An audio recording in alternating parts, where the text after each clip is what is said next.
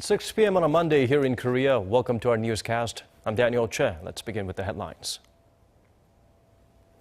President Park Geun-hye has an 8-day diplomacy tour planned. Her first overseas trip since UN sanctions on Pyongyang takes her to Washington for the Nuclear Security Summit and then Mexico City. The focal point of talks will be North Korea's nuclear issue.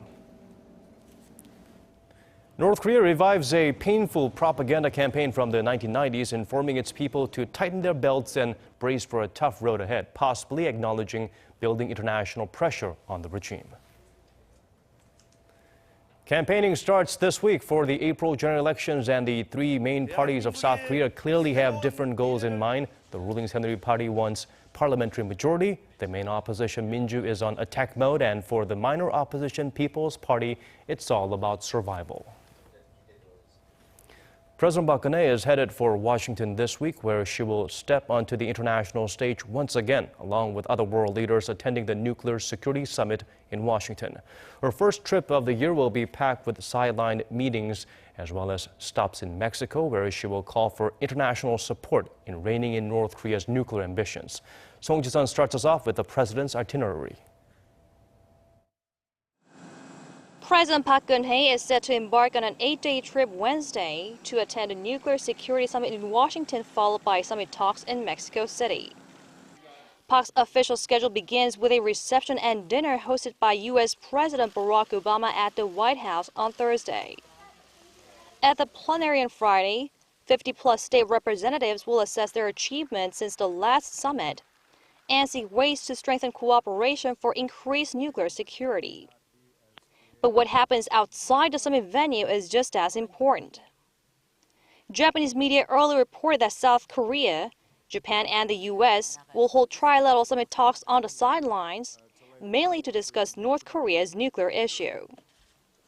Bilateral talks between the leaders of Korea and Japan are also likely in a follow-up to their first summit talks 5 months ago. President Park would then fly to Mexico City for a summit with her Mexican counterpart, Enrique Peña Nieto.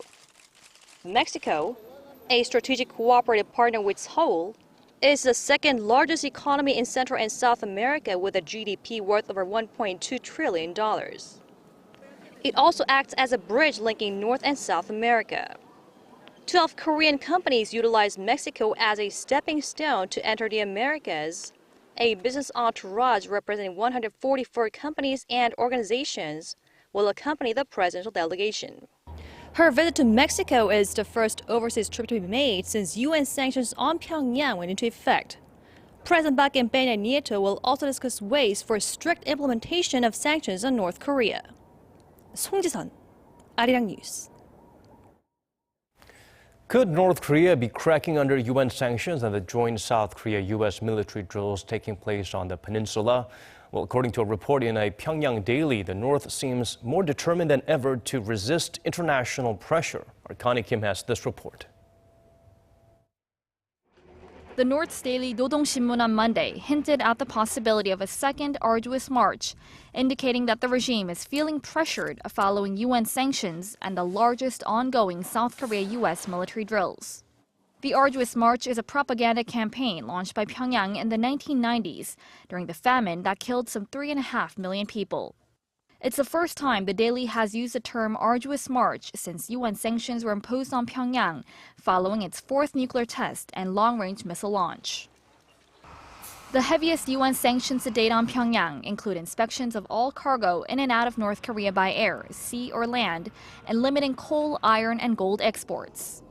While the sanctions are designed to pressure the North to give up its nuclear weapons program, experts on North Korea say that China's participation will be crucial to cutting off funds for Pyongyang's nuclear weapons development. The UN Security Council Resolution 2270 allows for iron and coal exports to cover livelihood purposes. How effective UN sanctions are will depend on China's interpretation of those needs. China has a history of loosening sanctions on Pyongyang, its traditional ally, just as it did in 2013 after North Korea conducted its third nuclear test. Beijing recently negotiated the reinstatement of 4 ships that were blacklisted for illicit activities, allowing Pyongyang to engage in international trade. Connie Kim, Arirang News.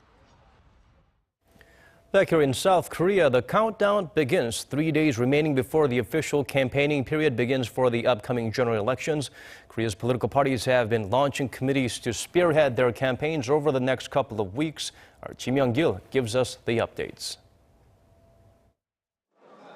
The ruling Saenuri Party has adjusted its leadership with the April 13th election in mind. The collective leadership is composed of 5 members from the pro and non-pro PAC factions of the party. The faction of the Saenuri Party loyal to President Park Geun-hye and those led by party chairman Kim Moo-sung renewed their pledges on Monday to recover a parliamentary majority after weeks of factional strife over the candidate nominations. No more internal rifts remain in our Saenuri Party. Our only goal is to win the upcoming general election. By gaining victory, we will strengthen national security, boost the stagnant economy, and create more jobs. On the other side, the main opposition Minju Party of Korea said it will focus its election pledges and party platform upon economic issues.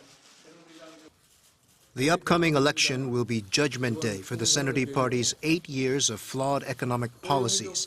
The Minju Party will strive to achieve its vision to harmonize distribution and growth while promoting democracy.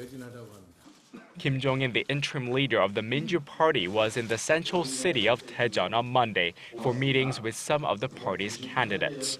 The Minju Party also withdrew its campaign pledge to move the National Assembly to the administrative city of Sejong from Seoul, as leader Kim said the pledge needed more time for reviewing. The minor opposition People's Party has expanded its election committee with 6 co-chairmen, leading a nationwide campaign, up from the original 4. Ji Myung-gil, Arirang News. As for Koreans living in other countries, they get to vote early for the April 13th general elections. A 6-day voting window for overseas Koreans swings open on Wednesday. Shin Se-min tells us more. Over 154,000 Koreans that live abroad will be able to vote in next month's general election. That's around 8% of the estimated 1.98 million eligible Korean voters dotted around the world. The figure is up 27% compared to the last general election in 2012, when the proportion of registered overseas voters accounted for 5% of the total. The National Election Commission says that among registered overseas voters, the biggest group are from the United States, followed by Japan and China.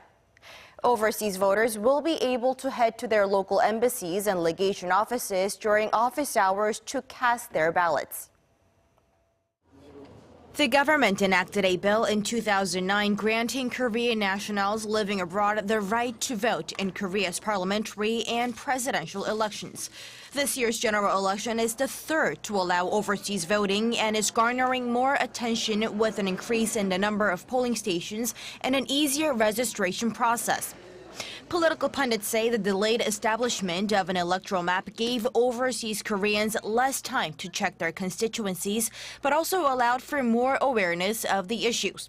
They add, however, that in order to boost voter turnout, Korea's political parties should make more pledges that resonate with those living outside of the country. Shin Se-min, Arirang News. Barely a week since the horrific bombings in Brussels, another deadly act of terror takes lives on Sunday. A suicide attack rips through the city of Lahore in Pakistan. The victims were mostly Christian women and children celebrating Easter. Hwang Ho-jun has this report.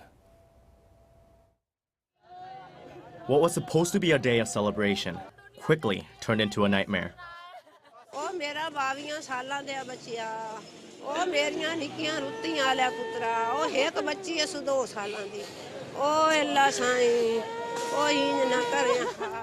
A suicide bomber targeted a children's playground at a local family park in the eastern Pakistan city of Lahore on Sunday evening, killing at least 72 people and injuring more than 300 others.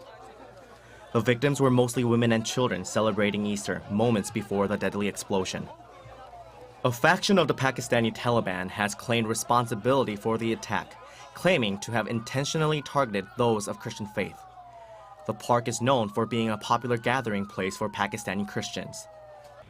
Local authorities have launched a manhunt to bring the militants behind the terror attack to justice. We're using specialized agencies like forensics, counterterrorism to investigate. There are certain things that can lead us to the to the probable suicide bomber and the persons who are behind this attack. As the death toll continues to rise, the international community has been quick to condemn the terror attack and declare solidarity with Pakistan in the aftermath of the tragic Easter bombing. Hwang Woo-jun, Arirang News. And now we're moving on to a different story now. There's been a change in the top 10 listed firms in Korea's main bourse. The Korea Exchange attributes the shakeup to faltering oil prices as well as the boom in Korea's cultural industry. Kim Min-ji looks into the updated ranking. The top 10 listed shares by market cap on Korea's benchmark Kospi have undergone quite the transformation over the past few years. According to the Korea Exchange, only 7 of the top 10 in 2013 have managed to remain in the big league. Among them, Samsung Electronics was the only one to retain its position, staying at number 1. While still on the list, 4 companies, Hyundai Motor, Hyundai Mobis, SK Hynix, and Naver, saw their ranking slip. Only 2, including Korea Electric Power Corporation, moved up. In fact, KEPCO has been one of the strongest performers this year. Its market cap rose almost 20% from the end of last year to over $32 billion as of Monday, coming in at second place. The rise in market cap is attributed to the energy giant selling a piece of land in southern Seoul for nearly $10 billion to Hyundai Motor last year, a price that was much higher than market expectations. A prolonged slump in oil prices also helped maintain the upward streak, in part to reduced energy costs. Cosmetic company Amore Pacific also added its name in 2015. This comes on the back of the popularity of Korean cosmetic products, especially in China. Currently, it sits in 8th place with a market cap of about $19 billion. On top of that, it was also able to boost its market cap thanks to a stock split last year. Samsung C&T, which merged with JL Industries last year, also made the list, giving Samsung Group 4 spots in the top 10. However, steelmaker POSCO, which was number 4 in 2013, was pushed out last year due to oversupply from China, as well as a slowdown in the global economy. In 2013, its market cap stood at $24.3 billion and fell to below $16 billion this year.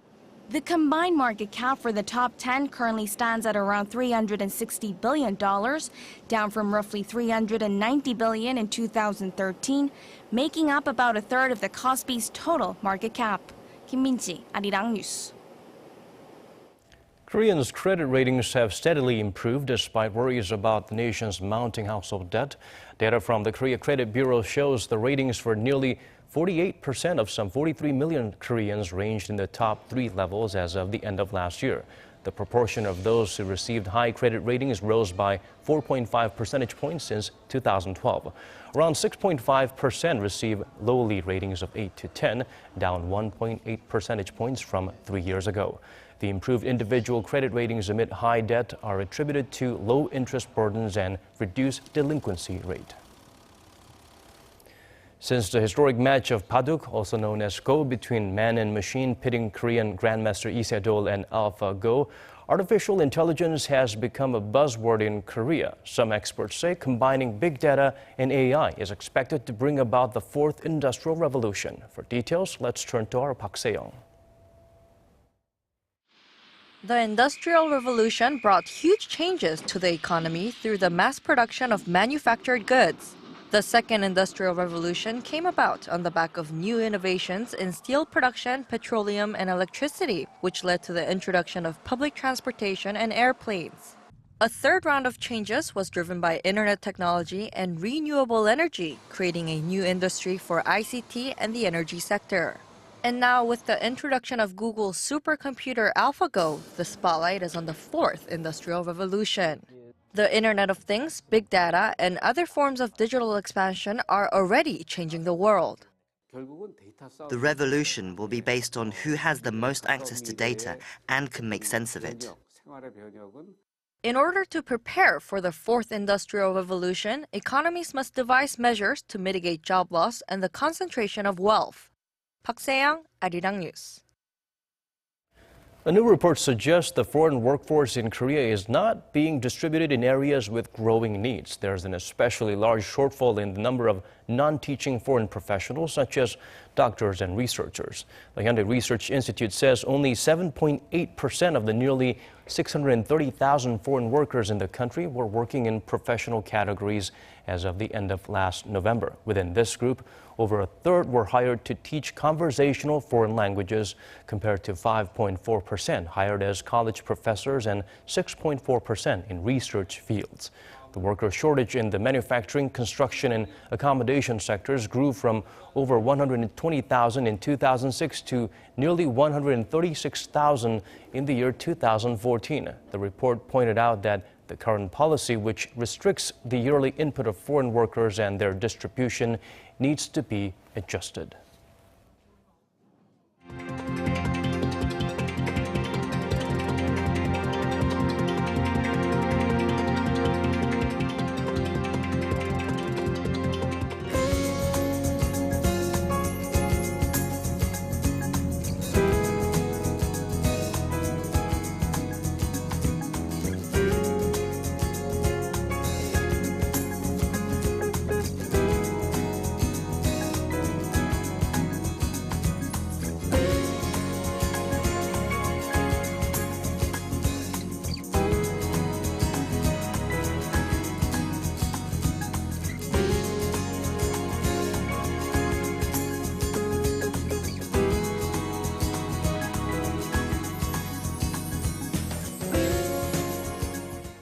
Well, that's all from us for now. More updates coming your way at 10 p.m. Korea time, so do tune in then. Thank you for watching.